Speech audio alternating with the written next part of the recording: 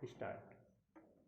नमस्कार, मैं Tanuja Rawat, assistant professor समाजशास्त्र। मैं आज आपको जो टॉपिक पढ़ाने जा रही हूँ वो बीए फर्स्ट सेम के सिलेबस का टॉपिक है समाजीकरण, जिसको आप सोशलाइजेशन के नाम से भी जानते हैं।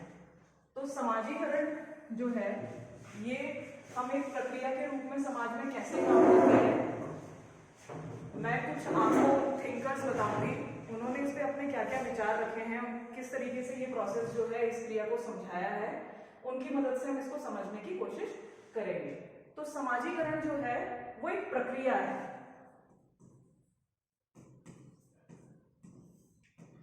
एक बायोलॉजिकल बीइंग से एक सोशल बीइंग बनने की। आप कैसे जैविक प्राणी से एक सामाजिक प्राणी बनते हैं, वो प्रक्रिया जो होती है उसको हम समाजीकरण कहते हैं। ये प्रक्रिया शिशु के जन्म से लेकर व्यक्ति के मृत्यु तक आजीवन चलती रहती है।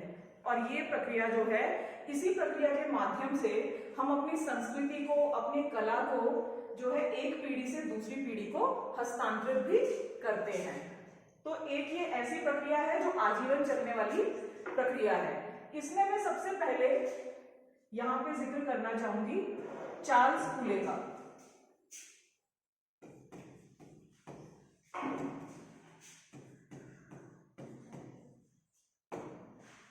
चार्ल्स फूले एक अमेरिकन समाजशास्त्री है। इन्होंने एक किताब लिखी थी human nature and the social order. सर्वप्रथम इन्होंने इस प्रक्रिया को इस किताब में समझाने का प्रयास किया। इन्होंने इस किताब में एक सिद्धांत दिया है लुकिंग ग्लास सेल्फ थ्योरी का, मतलब आत्मदर्पण दर्शन का सिद्धांत। आत्मदर्पण दर्शन के सिद्धांत में फूले कहते हैं कि व्यक्ति की क्या भूमिका होगी, उसका व्यवहार कैसा होगा, उसका बिहेवियर कैसा होगा, ये वो दूसरों के द्वारा दूसरों को एक दर्पण के रूप में देखता है, उसमें अपना प्रतिबिंब देखता है और उसके द्वारा ये निश्चित करता है, तय करता है कि उसका समाज में व्यवहार जो है वो किस प्रकार से होना चाहिए। जिस प्रकार जो मनुष्य है वो अपने आप को एक दर्पण में देखता है कि मेरे अंदर क्या क्या कमियां हैं, मैंने कपड़े ढंग से पहने हैं या नहीं, मेरा फेस जो है वो ठीक लग रहा है या नहीं, और फिर दर्पण में देखकर हम अपनी त्रुटियां सुधारते हैं। उसी प्रकार से जो मनुष्य है वो समाज को अपने दर्पण के रूप में देखता है और समाज में जो व्यक्ति मौजूद हैं वो व्यक्ति उनसे किस प्रकार के व्यवहार की अपेक्षा रखते हैं, उस प्रकार से वो व्यवहार करता है। तो चार्ल्स फूले ने इस सिद्धांत में यह समझाया कि जो समाज में रहने वाले अन्य व्यक्ति हैं वो प्रत्येक मनुष्य के लिए दर्पण का कार्य करते हैं, जिनको देखकर वो ये पता लगाता है कि दूसरे व्यक्ति मुझसे किस प्रकार की अपेक्षा रखते हैं, फिर वो धीरे धीरे उसी प्रकार से व्यवहार करना शुरू करता है और एक सामाजिक प्राणी के रूप में उभर कर आता है। इसी के बाद एक व्यक्ति हैं जॉर्ज हर्बर्ट मीड।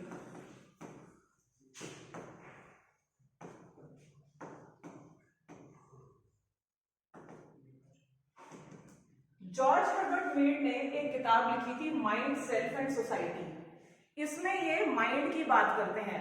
ये जॉन डेवी एक समाजशास्त्री हुए हैं, उनसे भी काफी प्रभावित थे। और जॉन डेवी जो है वो प्रैग्मेटिस्ट हैं, मतलब प्रैक्टिकल रूप से जो समाज में सामाजिक घटनाएं घटित होती हैं उनमें जो मनुष्य है सिचुएशंस के हिसाब से किस प्रकार से एडजस्ट करता है और एक्शन करता है, कोई क्रिया करता है, उस पर वो बात करते हैं।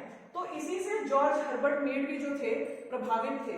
जॉन डेवी ने ये कहा था, उन्होंने भी माइंड के बारे में ही बताया है। जॉन डेवी ने कहा था कि माइंड जो है वो कोई ऑब्जेक्ट नहीं है, कोई वस्तु नहीं है, बल्कि माइंड जो है वो एक प्रक्रिया है, एक प्रोसेस है। उन्होंने बताया कि माइंड जो है वो एक प्रोसेस इसलिए है क्योंकि मनुष्य जो है इस माइंड की सहायता से प्रत्येक किसी स्थिति का आकलन करना जो है वो सीखता है। उसके दिमाग में कोई विचार आया, कोई तर्क आया, उसके बाद क्या वितर्क उसने किया और फाइनली वो क्या क्रिया करता है, एक्शन करता है, वो उसे कौन बताता है? माइंड। यानी कि उसका लाइन ऑफ एक्शन क्या होगा ये उसे माइंड बताएगा।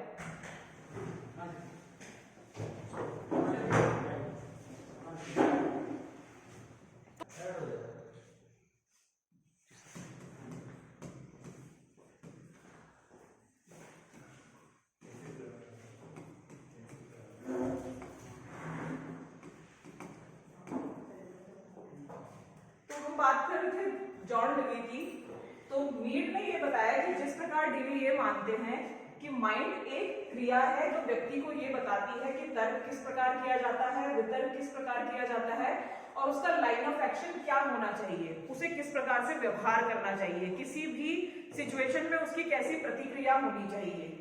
तो मीड ने भी ये बताया कि जो मनुष्य है, जो सोसाइटी है, सोसाइटी में दो कंपोनेंट होते हैं, आई एंड मी, और प्रत्येक व्यक्ति के अंदर ये दोनों कंपोनेंट जो होते हैं ये मौजूद होते हैं, आई भी और मी भी।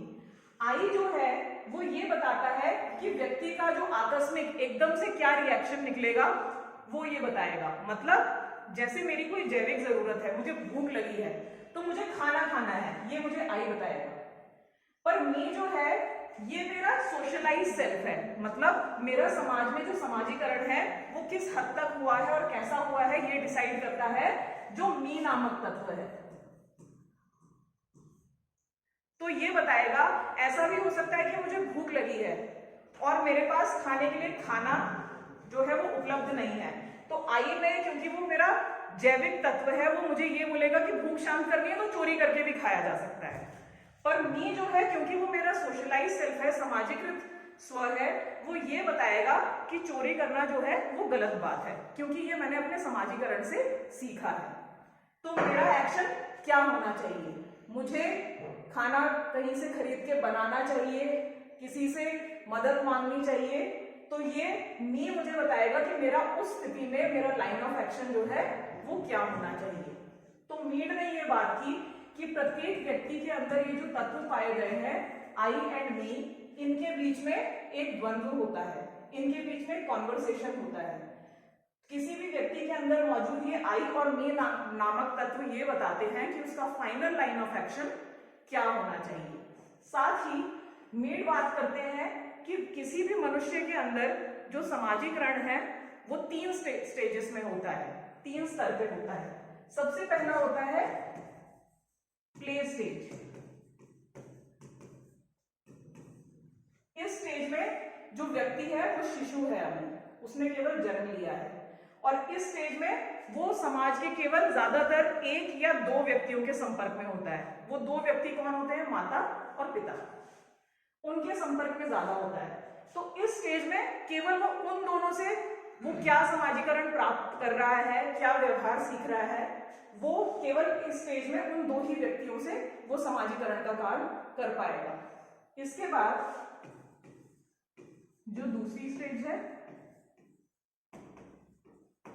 वो है गेम स्टेज। गेम स्टेज में जो शिशु है, क्योंकि अब वो थोड़ा बड़ा हो चुका है, घर के बाहर निकलना सीख गया है, स्कूल जाना सीख गया है, शिक्षा प्राप्त कर रहा है, तो यहाँ पर गेम स्टेज में वो अन्य लोगों की भूमिका में उतरना भी सीखता है। कभी कभी पढ़ाई में हम देखते हैं कि सिलेबस में कुछ प्लेज होते हैं जिसमें हम बच्चों को भूमिकाएं उनको दे देते हैं, तो कभी इस प्रकार के प्लेस की वजह से वो दूसरों की भूमिकाओं में उतरना शुरू करता है, और क्योंकि अब उसका माइंड भी जो है वो थोड़ा डेवलप कर चुका है, विकसित हो चुका है, तो वो एनालाइज करना शुरू कर देता है कि इस सिचुएशन में दूसरा व्यक्ति मेरे बारे में क्या सोचता होगा, या इस सिचुएशन में अगर मैं होऊंगा तो मैं क्या करूंगा। इस प्रकार से वो सोचना शुरू कर देता है। और तीसरा स्टेज जो मीड ने बताया वो था फाइनल स्टेज। फाइनल स्टेज में जीएच मीड कहते हैं कि इस स्तर तक आते आते जो व्यक्ति का दिमाग है वो पूर्ण रूप से क्योंकि परिपक्व हो चुका है, मैच्योर हो चुका है, तो इस स्टेज पे आते आते वो पूरी कम्युनिटी यानी कि पूरी सोसाइटी, एक समूह, ग्रुप ऑफ इंडिविजुअल्स क्या सोचता है, और वो अगर वहां पे होगा तो वो कैसे भूमिका निभाएगा, उनकी जगह अगर वो होगा, अगर वो माता की जगह होगा तो वो किस प्रकार से भूमिका निभाएगा, पिता की जगह होगा तो किस प्रकार से भूमिका निभाएगा, कार्यालय में होगा तो किस प्रकार से भूमिका निभाएगा। तो यहाँ पर वो एक सामूहिक रूप से ओवरऑल एनालिसिस कर लेता है कि किस सिचुएशन में मुझे किस प्रकार का व्यवहार करना है। तो इन तीन स्टेजेस के जरिए मीड ने बताया कि किसी भी व्यक्ति का जो सोशलाइजेशन है वो होता है। इसके बाद एक समाजशास्त्री हुए हैं सिगमंड फ्राइड। सिगमंड फ्राइड ने एक किताब लिखी थी ईड एंड ईगो, ईड एंड ईगो। इस किताब में इन्होंने एक सिद्धांत बताया, जैसे मीड कहते हैं कि हर व्यक्ति के अंदर ये दो तत्व है आई एंड वी, सिगमंड फ्राइड ने बताया कि प्रत्येक व्यक्ति के अंदर तीन तत्व होते हैं, ईड, ईगो और सुपर ईगो। ईड हो गया व्यक्ति का स्व यानी कि सेल्फ, ईगो हो गया उस व्यक्ति का अहम, और सुपर ईगो है पराय।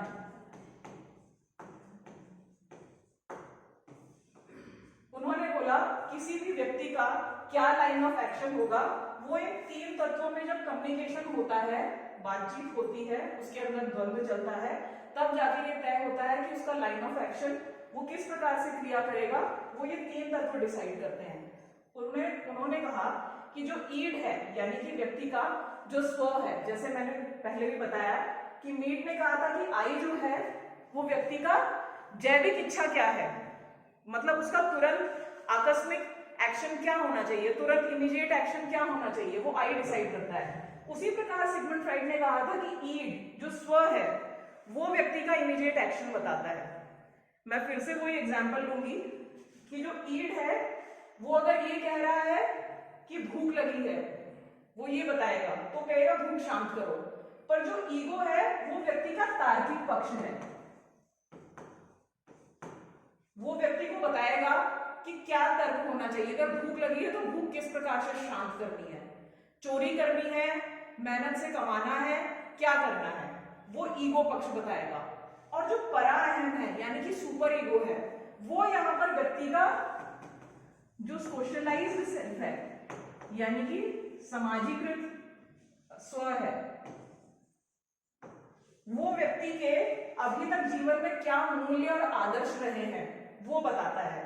तो व्यक्ति के मूल्य और आदर्श के स्तर पे वो बताएगा कि व्यक्ति को जिस समय भूख लगी है उसका एक्शन क्या होना चाहिए। हो सकता है वो खाना खाने का टाइम ना हो या घर वाले घर पे मौजूद ना हो, और उसका जो मूल्य है और आदर्श है वो ये बता रहे हैं कि अभी जब घर में सब लोग आ जाएंगे, जब बड़े बुजुर्ग भी टेबल पे बैठ जाएंगे तब मैं खाना खाऊंगा। तो सिगमंड फ्राइड ने कहा कि सुपर ईगो यानी कि पराअहम डिसाइड करता है कि किस व्यक्ति का जो सोशलाइजेशन है, समाजीकरण है, वो किस हद तक सफल है, कितना अच्छा है, कितना बुरा है।